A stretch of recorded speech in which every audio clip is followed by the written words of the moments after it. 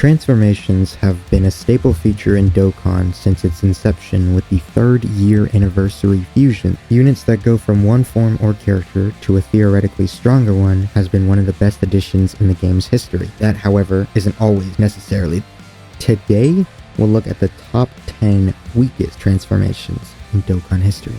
Coming in at number 10, we have STR Sealess. Now, Sealess isn't that bad. He got his Easy A during the Super Dragon Ball Heroes celebration during 2022, and in his base form he has some alright super attack effects. He gives himself 30% defense for the turn, and he greatly lowers defense, which is fodder, but you know, we'll take it I guess. What he does is he gives himself 1 key and 100% attack and defense with his passive, and then an additional 100% attack and defense when he performs a super attack, and then he gives artificial Life Form and Time Traveler category allies 1 key and 20% attack and defense each. And then he also has a high chance to dodge 50%. On his 5th turn, or on turn 5 from the start of battle, he fuses with aims and becomes Fused Sealess. He has essentially the same super attack effect, only now he massively lowers defense. Still fodder, but okay. He gets 3 key, 120% attack and defense, and then an additional 120% attack and defense when performing a super attack. And then he also builds up 10% attack and defense with each attack performed up to 30%. Whoa, what a huge addition. He also performs a critical hit when the enemy that he's attacking is in attack or defense down status. And he also launches an additional attack with a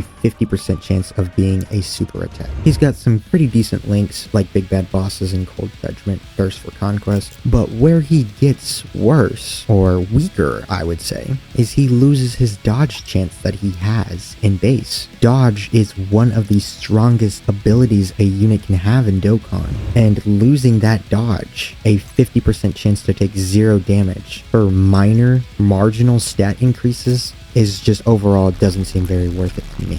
That's STR Sealess though. He will come in at number 10. Now coming in at number 9, it's kind of ironic, but it's Tech Ultimate Gohan, my GOAT. Now we all know what Tech Ultimate Gohan does. He greatly stacks attack and defense, 50% buff, and he has guaranteed guard. Additionally, after his Easy A, he also gets built-in additionals to his kit. He also has damage reduction for his first turn, and he has a rather good transformation. Starting from turn 5, you can transform into Ultimate Gohan, and he gives himself 50% attack and defense for 3 turns on his super attack effect, along with having a 70% chance to stun, and he still has his guaranteed guard and a guaranteed additional super attack, and the ability to become super effective against all types after he gets hit and perform critical hits against Buu Saga enemies or an enemy who's 58% HP or more. But the reason Tech Ultimate Gohan gets the nod on this list is, especially prior to his ECA, there really just was never a real reason to transform this guy. For most of his life cycle, his damage has been pretty much irrelevant,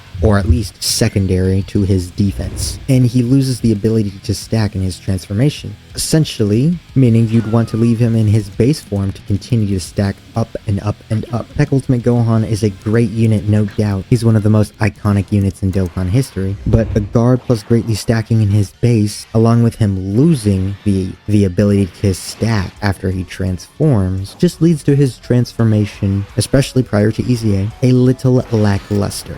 I mean, hey, like, honestly, like, the super effective and crit guaranteed aside, would a quadruple super attack from Tech Ultimate Gohan in his base form do more than his triple super attack in his transform state? I'm not sure. Maybe. But that's Tech Ultimate Gohan.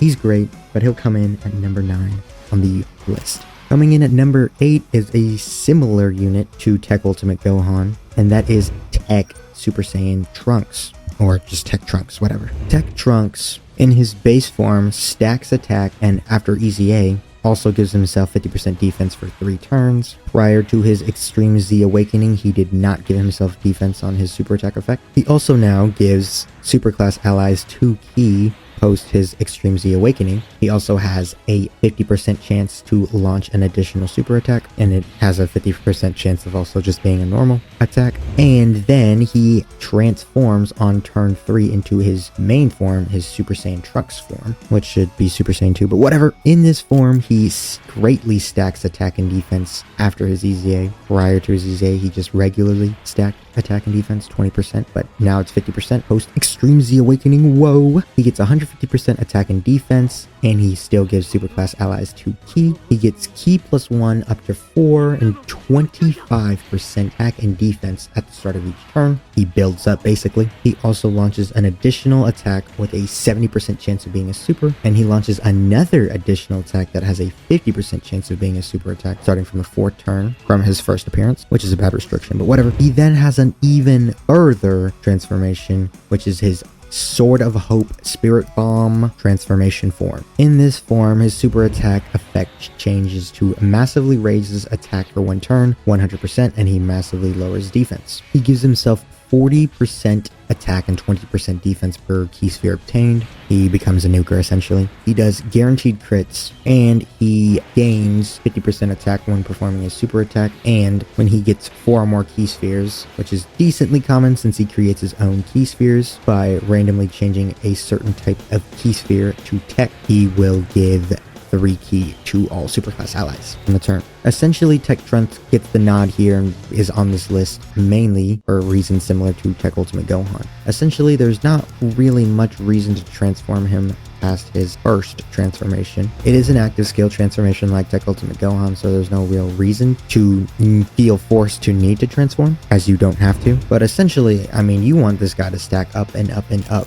You want his defense looking good, his damage getting decently up there, and transforming, while it makes his damage shoot way up, it could potentially have devastating effects for his defensive capabilities. And defense will pretty much always be more important in Dokkan than damage, leading to Tech Trunks here getting the nut, and he takes the number 8 spot. Moving on to number 7. Coming in at number 7, we have Tech Janemba, who came out for New Year's of 2021, right before the 6th year anniversary. Now, Tech Janemba, what he does is, first of all, he leads a terrible category in corroded body and mind, or mind and body erosion, or whatever you want to call it. But he also is an extreme class key leader for 3 ki, 130% attack and defense. He gives himself a 30% buff on his super attack effect, and he gives himself 120% attack and defense start of turn. He has guaranteed guard and becomes a support unit if you get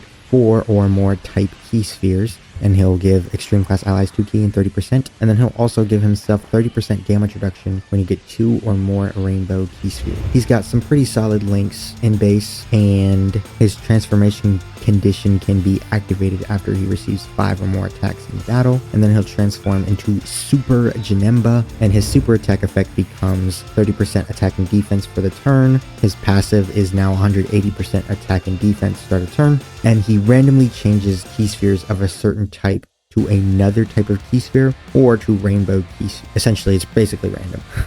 Whatever color or rainbow key sphere, like, it's just random, like, you know, doesn't matter. He also gets 40% attack with 3 or more key spheres, and he has a 50% chance to dodge with 1 or more rainbow key spheres obtained. His links get a little better as he gets shocking speed over the innocence and such, but where Tech Janemba finds himself on this list for is he loses his guard. While 50% chance to dodge is good, it is very confusing why this is the only Super Janemba in the game to not have guard. Every other Super Janemba has guard, and there's no real reason why Super Janemba loses his guard after he transforms from regular Janemba. He also loses his ability to support extreme class allies, which is also unfortunate. While his damage does go up and he gets a nice dodge chance, losing the guard and the support to allies is not an ideal trade-off. Hopefully after they give this guy his EZA, he'll get both added to his post-transformation kit. But that's Janemba at number 7. Moving on to number 6.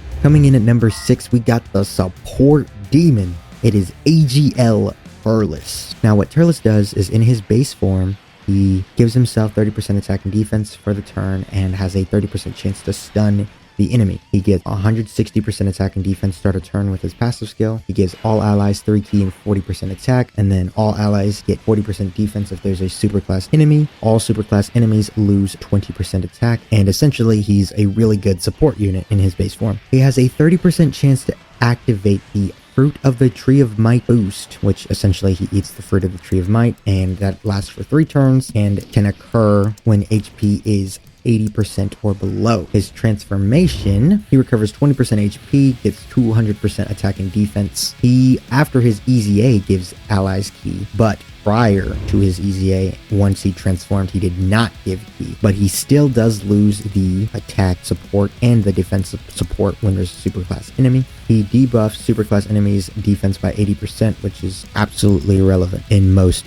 places. He becomes super effective against all types when HP is 80% or more, which is certainly questionable design, as he needs to be 80% or less to even transform, but whatever, I guess. And he also gets an additional 100% defense when there's a superclass enemy. Essentially, why Turles finds himself on this list is because this guy is notorious for transforming when you least want it. His very powerful support made him a great option on many teams, especially back during his heyday. But everybody admittedly found it pretty frustrating usually when he would transform and then you'd lose ability to support your allies, your other teammate. Essentially, it's not a great trade-off when you really don't want to transform with this guy and you kind of really just run him for his support. But post EZA, they did give him the ability to stack in his transformation condition, which is pretty good and makes his transformation a little less undesirable. That's Turles though. He comes in at number 6. And at number 5, we have a decently recent unit. It is LRAGL, Super Saiyan Goku and Super Saiyan Vegeta from the Metal Cooler movie.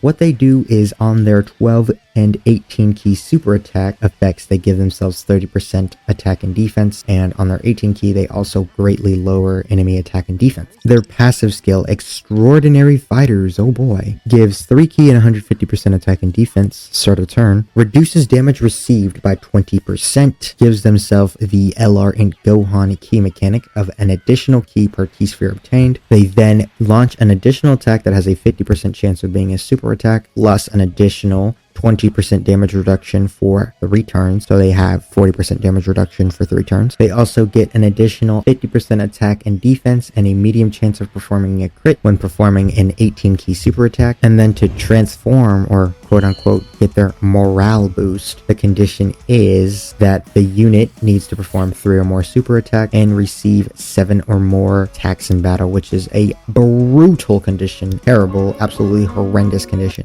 Once they transform or receive their morale boost, which is essentially a costume change, in their morale boost they have the same super attack effects and get 2 ki and 150% attack and defense start of turn. They for some reason lose a ki in their passive skill. It goes down from 3 ki to 2 ki and 150% attack and defense. They have 30% start of turn, or just guaranteed damage reduction. They get 2 additional ki per type ki sphere instead of just 1. They launch an additional attack that has a 70% chance of being a super attack now. They get the same 50% attack and defense and medium chance of critting on an 18 ki super attack, and they also get a guaranteed crit when activating their active skill or when ki is 24. What their active skill does is it basically does some damage and stuns the enemy, but it doesn't really stun the enemy because no enemy in the game when you get to transform with this unit is going to be stunnable. They're all going to basically be immune to stunning, and the condition on this is the morale boost, and then after that you have to be facing only one enemy from the next attacking turn, not even their first turn. Crazy thing. Essentially why they find themselves on this list is because they're very interesting. For some reason, as I said previously, they lose a ki in their passive for essentially no reason. And while they do technically, gain it back with the type ki sphere, getting an additional ki, it's just weird that they felt the need to nerf that. They're not broken if they give 3 ki, but whatever. And then they give themselves they're only 30% damage reduction when prior to transforming they had 40% for 3 turns. And while most likely you would not, be in the scenario to where you'd find themselves or find yourself being able to transform on turn 3 to matter, for that part of their passive to matter, it still is just kind of odd. And regardless, only gaining 10% damage reduction is a very marginal boost. It's just overall not a very strong transformation, especially for the hoops you have to jump through, needing 3 or more super attacks and 7 attacks on a unit that's not very good defensive, especially prior to super attack. For those reasons, they find themselves on this list at number 5. Moving on to number 4. At number 4, we have AGL Trunks. Now, what this guy does is on his super attack effect, he gives himself 30% defense for the turn, and his passive skill, he gives himself 100% attack and defense start a turn, 100% attack and defense when attacking, and then he has a 70% chance to launch up to 2 additional normals. And then he also has the ability to, once he performs 3 or more attacks, launch an additional attack that has a 70% chance of being a super. So essentially, this guy can super once, launch 2 additional normals, launch an additional super attack, which, that additional has a 70% chance of being an additional, and then after that, you can activate the hidden potential additional for 3 supers and 2 normal attacks, all on turn 1, which is not terrible. Him launching attack is directly in his active skill condition, which is 6 or more attacks in battle. His active skill allows him to transform into Super Saiyan Trunks, and it stuns and seals the selected enemy for 1 turn. His Super Saiyan transformation gives him 50% attack and defense for 1 turn on his super attack effect, and he gets 100% attack and defense and a 70% chance to perform a critical hit to start a turn. He gets 100% attack and defense when performing his super attack, and he performs a guaranteed critical hit, but that's once only. He then gets 50% attack when the enemy is in attack or defensive down status, and then another 50% attack when the enemy is in stunned or sealed status, and then he has a high chance to stun the attacked enemy for 2 turns when all allies attacking in the same turn are Android Cell Saga category characters. Now, the reason Trunks finds himself on this list is mainly because he actually usually gets weak post-transformation. Him being able to triple super in base, but only being able to have the hidden potential additional super with no built-in additionals in his kit, overall typically will lead him to do less damage overall despite him getting crits. His defense will also most definitely be lower than typical, since he only has his actual super attack and then the chance to launch the hidden potential additional, which doesn't activate nearly as often as it would be as when he has built-in additionals. While Trunks' transformation to Super Saiyan can outdamage and potentially outdefend base Trunks, overall, typically that is not the case, which is why Trunks finds himself here at number 4. And at number 3, we have STR Super Buu.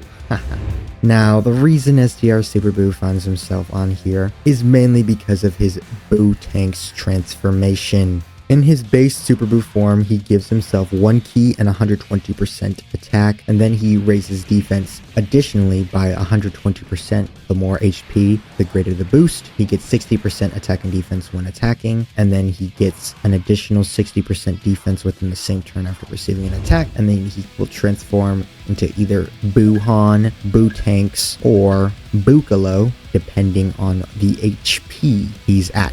Buuhan is a very good form with good links and does some very good damage and some good defense. Bukalo recovers a massive amount of HP, supports all allies by 3 ki and 40%, gets 50% damage reduction, and if he's the floater, will give 40% attack support and an additional 60% defense. But if you have the unfortunateness of falling between 50 and 79% HP, you gotta transform into Buu Tanks. Now, first of all, Buu Tanks does not buff himself on super attack effect, which is just horrendously bad. No defense buff, which is more important, but also no attack buff. He does seal, which is okay. He recovers the least amount of HP at the start of turn of all 3 potential transformations, and is essentially just a worse version of Buuhan, with no tech in his kit. No dodge, no guard, no powerful defensive mechanic, no scouter, no nothing. He does get an additional super attack,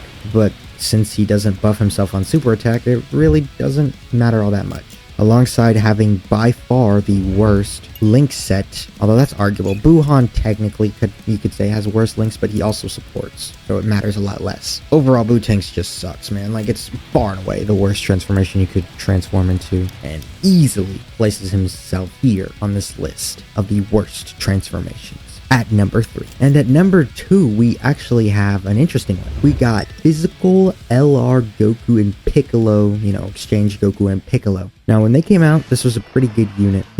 They stack attack on 12 key super attack and base and give themselves 50% defense for the turn on their 18 key super attack. Their passive skill, preparation for the big attack, gives him 100% attack start of turn and then 200% defense when HP is 50% or more. They get 5 key, 90% attack, and guaranteed guard for 5 turns. They also launch an additional super attack within the same turn after receiving an attack as the first attacker in the turn. So basically, if they get hit while they're in if they get hit before they attack in slot 1, they'll get an additional super attack. They also get 30% attack when performing an ultra super attack, 18 key super, and then they get an additional 70% when launching an active skill or when key is 24. Their active skill, which is the special beam cannon, can be activated after receiving an attack 7 or more times in battle, or if HP is 50% or less starting from turn 4. Essentially, it does a pretty decent amount of damage, and it will nullify an enemy action and also exchange with Piccolo.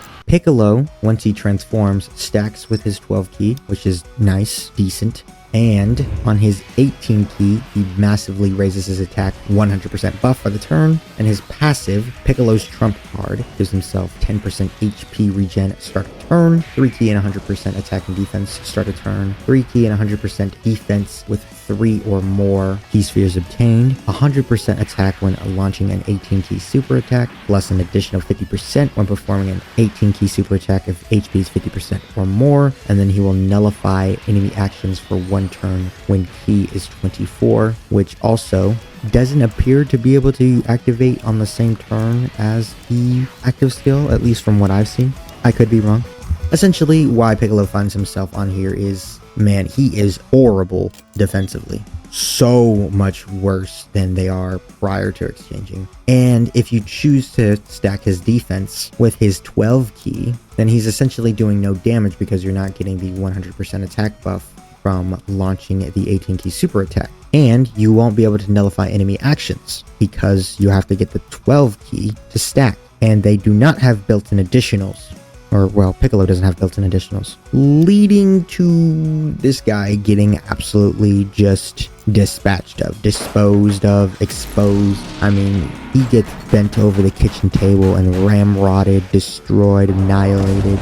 It's kind of brutal. He is pretty much almost inarguably worse after they transform or exchange, and it's kind of brutal. But that's physical LR, Goku, and Piccolo. Moving on to number 1. And at number 1, it was actually very close. You could probably put number 2 over number 1, but it is STR Videl. Now, STR Videl, she was good for a minute when she first came out. She stacks attack on her super attack and gets 30% defense for the turn, and on her unit super attack, which can be activated basically with a Majin Buu saga or later Gohan. And then she greatly stacks attack. Instead of just getting the 30% buff, it's a 50% buff now. Her passive skill, Magnificent Performance, gives her 158% attack and defense, a high chance of dodging until the character attacks, and 58% attack when attacking. She becomes super effective against all types within the same turn after dodging an attack, and also gets 58% attack within the same turn after receiving an attack. She also launches a guaranteed additional super attack in slot 1 or 2, and she gets 58% attack, a 50% chance to dodge as the floater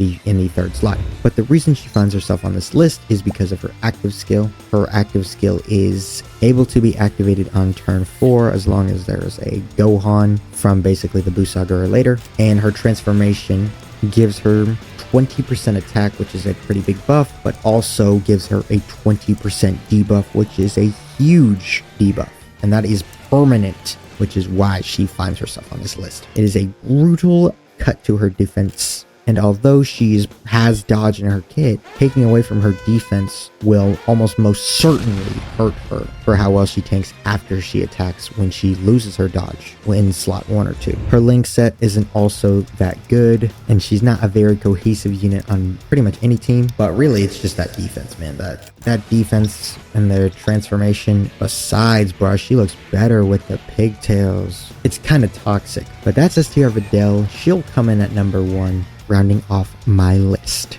Let me know if you have any suggestions for future video ideas, and also let me know what you thought of my list, if I missed somebody who should have been on this list, or if you thought the spots should have been in a different order. But just know that if you disagree with me, you're wrong. But anyways, thank you so much for watching.